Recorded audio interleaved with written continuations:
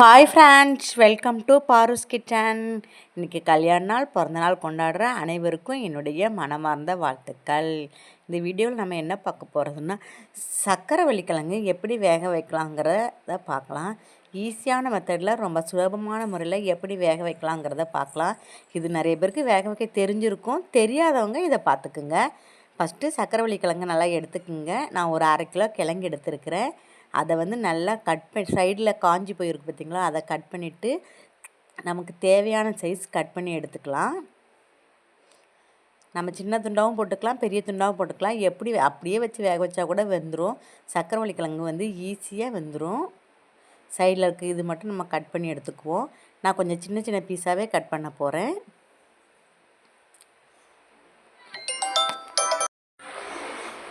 சின்ன சின்ன பீஸாக நான் கட் பண்ண போகிறேன். முதல்ல கட் பண்ணி எடுத்துக்கலாம். சக்கரவள்ளி கிழங்கு சாப்பிட்றது ரொம்ப நல்லது. சக்கரவள்ளி கிழங்கு உடம்புக்கு ரொம்ப நல்லது. சின்ன பசங்க முதல்ல பெரியவங்க வர எல்லாருமே சாப்பிட்லாம். சக்கரவள்ளி கிழங்கு வாரத்துக்கு 2 நாள் எடுத்துக்க ரொம்ப நல்லது. நான் இந்த பீஸ் கட் பண்ணிட்டேன் பாருங்கள். சின்ன சின்ன பீஸாகவே நம்ம கட் பண்ணிட்டேன்.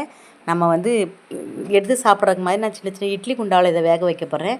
அதுக்கு தகுந்த மாதிரி நான் சின்ன சின்ன பீஸாக கட் பண்ணிட்டேன். இதை நல்லா வாஷ் பண்ணி எடுத்துக்கலாம். நல்லா வாஷ் பண்ணிட்டு இதை இட்லி பாத்திரத்தில் வச்சு வேக வச்சுக்கலாம். சக்கரவள்ளி கிழங்கு குழந்தைகளுக்கு கூட கொடுக்கலாம். ஒரு 8 மாதத்துக்கு மேலே இருக்க குழந்தைகள்லேருந்து வயசானவங்க வரை சாப்பிட்லாம். செமையான இது கிழங்கு.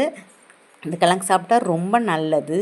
நல்லா கழுவிக்கலாம். நல்லா கழுவிட்டு அப்புறமா நான் குக்கரில் இட்லி பாத்திரத்தில் வச்சு வேக வைக்க போகிறேன். இட்லி பாத்திரத்தில் தண்ணி ஊற்றிக்கிங்க கீழே பானையில். இது ஆவியில் தான் வேக வைக்கணும்.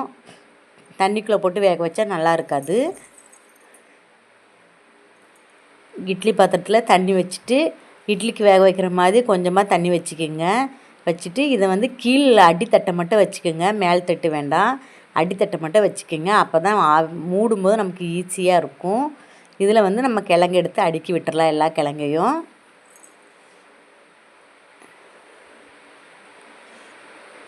எல்லா கிழங்கையும் எடுத்து வச்சிடலாம்.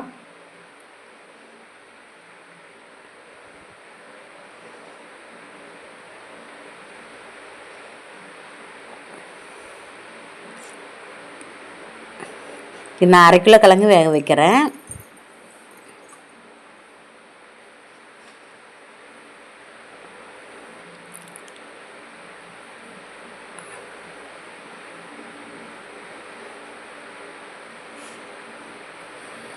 எல்லா கிழங்கும் அடுக்கி விட்டாச்சு. இனி இதில் உப்பு மட்டும் ஆட் பண்ணணும். கொஞ்சமாக உப்பு எடுத்து கொஞ்சம் சால்ட்டு போட்டு லைட்டாக கரைச்சிட்டு அது மேலேயே ஊற்றி விட்டுருக்கேன்.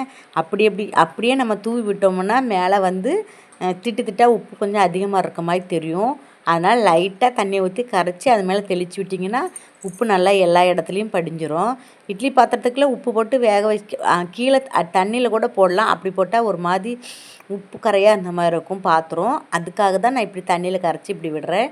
இப்படி விட்டிங்கன்னா எல்லா இடத்துலையுமே உப்பு ஈவனாக ஆகிடும். நம்ம வேக வைக்கும்போது சரியாயிடும். மூடி வச்சு அடுப்பை பற்ற வச்சுக்கலாம். அடுப்பை பற்ற வச்சு கரெக்டாக 10 நிமிஷம் வேக வைங்க. கரெக்டாக நீங்கள் டைம் பார்த்திங்கன்னா கூட போதும், 10 நிமிஷத்துலேயே வெந்துடும். சக்கரவள்ளி சீக்கிரமாக வெந்துடும். அதனால் 10 நிமிஷத்தில் நல்லா சூப்பராக வந்துடும். நல்லா நம்ம மாவு மாதிரி வந்துடும்.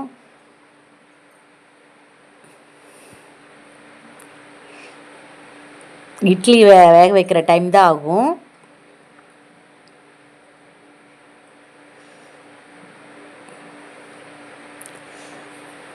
அவ்வளோதான், 10 நிமிஷத்தில் வெந்துடுச்சு. இது நம்ம குழந்தைகள்லேருந்தே கொடுத்து அவங்களுக்கு சாப்பிட பழகிக்கணும். இது சாப்பிட்டா ரொம்ப ஹெல்த்து. அவ்வளோதான், ரெடி ஆயிடுச்சு. சூப்பராக வெந்துடுச்சு பாருங்கள். சக்கரவள்ளி கிழங்கு அவ்வளோதான். ஈஸியான முறையில் வேக வச்சுக்கலாம்.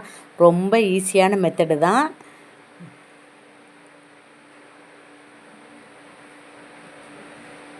ஈஸியான முறையில் சக்கரவள்ளி கிழங்கு வேக வச்சாச்சு.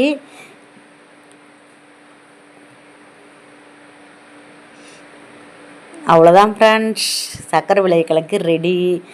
தெரியாதவங்க இதை பார்த்து தெரிஞ்சுக்குங்க. நிறைய பேருக்கு தெரிஞ்சிருக்கலாம், தெரியாதவங்க இதை பார்த்துக்குங்க. அவ்வளோதான் ஃப்ரெண்ட்ஸ். இன்னொரு வீடியோவில் இன்னொரு டாப்பிக்கோட உங்களை சந்திக்கிறேன். இந்த வீடியோ பிடிச்சிருந்தா ஒரு லைக் பண்ணுங்கள், கமெண்ட் பண்ணுங்கள், ஷேர் பண்ணுங்கள், உங்கள் ஃப்ரெண்ட்ஸ் ஃபேமிலிக்கு ஷேர் பண்ணுங்கள். பாய்.